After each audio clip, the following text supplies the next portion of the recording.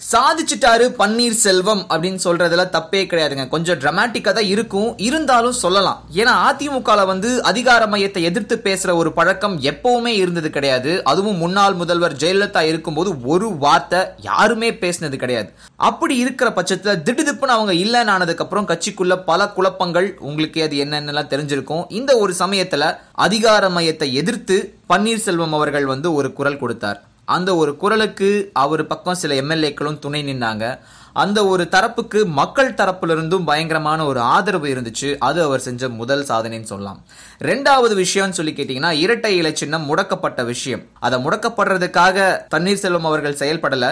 இருந்தாலும் இரட்டை இலை சின்னம் அப்படின்றது எங்களுக்கு கிடைக்கணும்னு சொல்லி ரெண்டு தரப்புமே மோதிட்டு இருந்ததுனால பன்னீர்செல்வம் தரப்போட நியாயங்கள் ரொம்ப பலமா இருந்ததன் காரணமா ரெண்டு பேர்த்துக்குமே இல்ல, தற்போதைக்கு சின்னத்தை நாங்க முடக்கி வைக்கிறோம்னு சொல்லி தேர்தல் ஆணையம் முடக்கி வச்சாங்க. அது இரண்டாவது சாதனைன்னு சொல்லலாம். மூணாவது விஷயம் தற்போதைக்கு நடந்திருக்கிறது. அதாவது அதிமுக தினகரன் கும்பல் முழுமையா வெளியேற்றப்படணும், கட்சியிலும் சரி ஆட்சியிலும் சரி அந்த குடும்பத்தோட தலையீடு இருக்கக்கூடாது அப்படின்னு சொல்லி எல்லாருமே சேர்ந்து ஒருமித்த கருத்துக்கு வந்திருக்காங்க. அது பன்னீர்செல்வம் அவர்கள் செஞ்ச மூணாவது சாதனைன்னு சொல்லலாம். இப்போ என்னென்ன விஷயங்கள் சமீப காலமா நடந்திருக்கு அப்படின்றத ஒண்ணுனா உங்களுக்கு நான் சொல்லிட்டே வரேங்க. என்னென்ன விஷயங்கள் கடந்த 3 நாட்களுக்குள் நடந்திருக்கு அப்படின்றத ஒரு சின்ன தொகுப்பாவே நான் உங்களுக்கு சொல்றேங்க. அதிமுக 2 அணிகளும் இணைவதை பத்திய ஒரு பேச்சுவார்த்தை முந்தானேத்து சாயங்காலத்திலிருந்து ஆரம்பிச்சது. அடுத்த நாள் காலையில திரு பன்னீர்செல்வம் அவர்கள் நாங்க பேச்சுவார்த்தைக்கு தயாராக இருக்கோம் அப்படின்னு சொல்லியிருந்தாரு. இவங்களுமே நாங்க பேசுறதுனா கண்டிப்பா பேசுறோம்னு சொல்லி இபிஎஸ் தரப்புல இருந்து சொல்லியிருந்தாங்க. ஆனா அப்படி பேசணும் அப்படின்னா கட்சியிலையும் சரி ஆட்சியிலையும் சரி அந்த ஒரு குடும்பத்தை ஒதுக்கி வைக்கணும் அப்படின்னு சொல்லி ஒரு நிபந்தனையை முன்னாள் முதல்வர் பன்னீர்செல்வம் அவர்கள் விதிச்சிருந்தாரு. இது சம்பந்தமா அமைச்சர் செங்கோட்டையன், ஸ்ரீனிவாசன் 2 பேருமே தலைமைச் செயலகத்துல போய் முதல்வர் பழனிசாமியோட ஒரு ஆலோசனை நடத்திட்டு அங்கிருந்து அந்த ஒரு முடிவை தெரிவிக்கிறதுக்காக தினகரன் வீட்டுக்கு போனாங்க. சாயங்காலம் 6:30 மணிலிருந்து 7:30 மணி வரைக்கும் தலைமைச் செயலகத்துல மற்ற அமைச்சர்கள் கூடி அடுத்த கட்ட நடவடிக்கை என்ன அப்படின்றத பத்தி விவாதிச்சுட்டு இருந்தாங்க.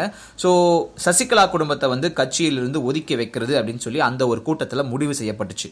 இந்த ஒரு முடிவை எடுத்துக்கிட்டு அமைச்சர்கள் கிரீன்வேஸ் சாலையில இருக்கிற முதல்வர் பழனிசாமியோட இல்லத்துக்கு 8 மணி வாக்குல அங்க பழனிசாமி அவர்கள் தலைமையில 9:20 வரைக்கும் இறுதி கட்ட ஆலோசனை நடத்தியிருக்காங்க.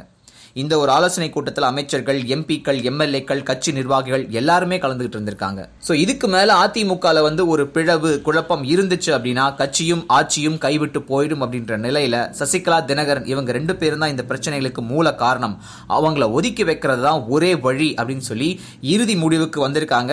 அந்த முடிவை நிதியமைச்சர் ஜெயக்குமார் அதிகாரப்பூர்வமா நேற்று இரவு அறிவிச்சாரு. இது போக அமைச்சர்கள் சி.வி. சண்முகம், எம்பி வைத்தியலிங்கம் இவங்க பேசும்போது பன்னீரோட தரப்பு பேச வந்தாங்கன்னா நாங்களும் பேசுறதுக்கு தயாராக இருக்கோம், அவங்க சொல்ற கருத்தை ஏத்துக்கிறது பத்தி குழு கூடி முடிவு செய்யும் அப்படின்னு சொல்லியிருக்காங்க. இது போக கட்சியை எப்படி இதுக்கு மேல வழி நடத்துறது அப்படின்றத பத்தி யோசிக்க, நிர்வாகிக்க ஒரு குழு அமைக்கப்படும்.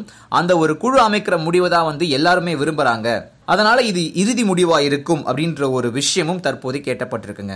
இந்த ஒரு முடிவுக்கு அதிமுக நிர்வாகிகள் வர்றதுக்கு முக்கியமான காரணமே திரு பன்னீர்செல்வம் அவர்கள்னு சொல்லலாம். அந்த ஒரு சாதனையும் திரு பன்னீர்செல்வம் கைக்கு தாங்க போகணும். இன்னும் ஒரு விஷயம் கூட சொல்லலாம். அதாவது என்னதான் முதல்வரா திரு எடப்பாடி பழனிசாமி அவர்கள் இருந்தாலும் எல்லா பிரேக்கிங் நியூஸ்லயும் அடிபடுறது திரு பன்னீர்செல்வமா தான் இருக்காரு. அதையும் அவரோட ஒரு சாதனையா சொல்லலாம் சார். அந்த இருமலா குருமசாமின்னு ஏதோ ஒரு பொம்பளை இருக்கு, எனக்கு அந்த பொம்பளை பேர் எனக்கு தெரியும். அந்த பொம்பளை மாத்திரம் என்ன குண்டு நடிகர்னு சொல்கிறாங்க. நீ இன்னும் ஒரு தடவை நீ இந்த குண்டு நடிகர் அப்படி இப்படின்னு பேசுனீன்னா உன்னுடைய வரலாறுகள் தொகுத்து வகுத்து கொடுக்கப்படும். நீ சொல்லுவியே மெனக்கம் கம்முக்கு பிறந்தவோ